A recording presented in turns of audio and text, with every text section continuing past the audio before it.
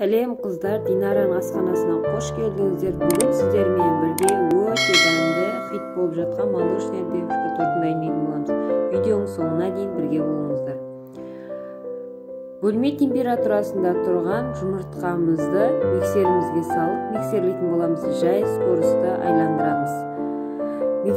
Миксеріміз жай қойып, бір қалыпты келгенше ағарғанша миксерлейтін боламыз. Үстіне кереметтерген ызғыршынғы қолданды мен өте дәмді болып шығады. Тағы да миксерлейтін боламыз.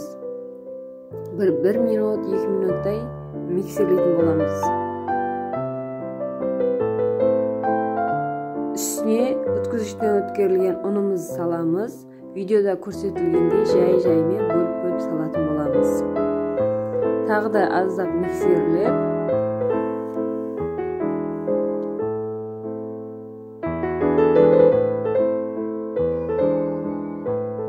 дайын болған массамызды домалақ, осындай домалақ формаларға 3 лопаткадан салдым мен, 7 коржық шықты.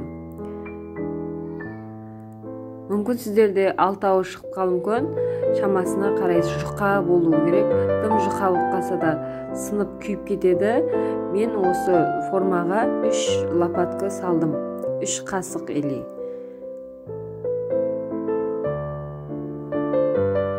Видеода көрсетілгендей барлық жерін тегістеп, бір тегіс болуы міндетті. Печкімізге қарай 10-15 минутта осылай пісіріп алатын боламыз. Видеода көрсетілгендей астын жабысып қалмай осылай алатын боламыз. Енді кремімізді бастаймыз.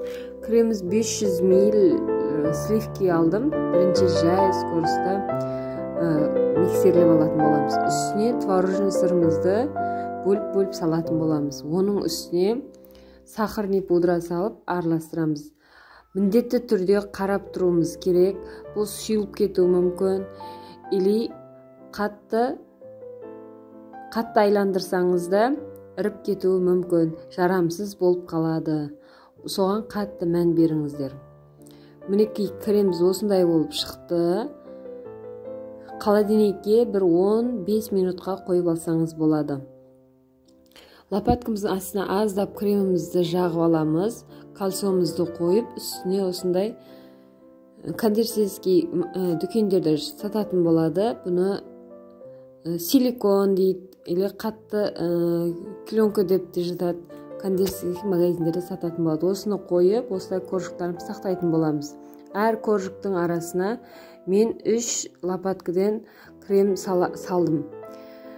Крем аз да болып қалмауы керек, көп болып та кетпеу керек. Осылай кезек-кезек қатарменен тегістейтін боламыз. Мен осының үстіне 3 қасық крем жақ осылай тақтайладым. Үстіне бір тегіс, яғни тортымыз сынып кетпеу үшін, жарылып, нештеп кетпеу үшін мен картоп есетін осындай құралды қолдан үстін басып шықтым. Енді дайын болған коржықтарымызды үстіне пакет жауып 8 сағатқа холодильникке қойсақ та болады, или 2 сағат морозилкаға қойсаңыз да болады. Дайын болған тортымызды, яғни коржықтарымызды сыртын шешіп, кальциумымызды шешіп аламыз. Пакеттерімізді алып, өзіңіз қалауыңызша әрлеуге болады. Мен видеоға түсіре алмай қалдым. Төменде описанияға қалдыратын боламын, сыртына жағатын кремді. Тортымыз осылай видеода көрсетілгендей тегістеп, қалған кремдеріміз тегістеп, кремді бір келкі қылып жағатын боламыз.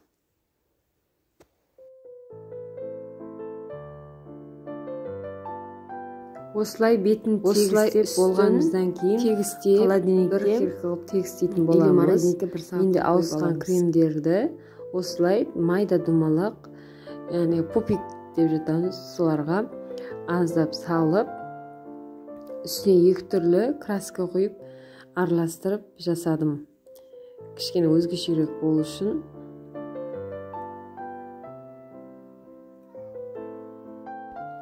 осылай дайын болған краскаде кремімізді салып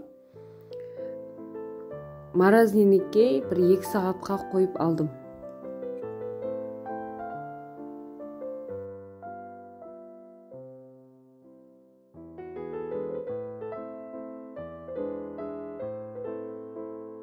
Дайын болған тортымыз үстіне мен корендер жақтым. Үстіне осылай мана пупиктарымызды осылай қойып шықтым. Үстіне шоколад. Өзіңіздің қалауыңызша әрлеуіңізге болады. Мен осылай жасадым. Менің видеом ұнаса төменге лайк, комментарий жазып, маған пікір қалдырып кетіңіздер. Маған тіркелуді ұмытпаңыздар. Келесіде сіздермен бірге өте қызық видео дайындайтын боламыз. Маған тіркеліңіздер.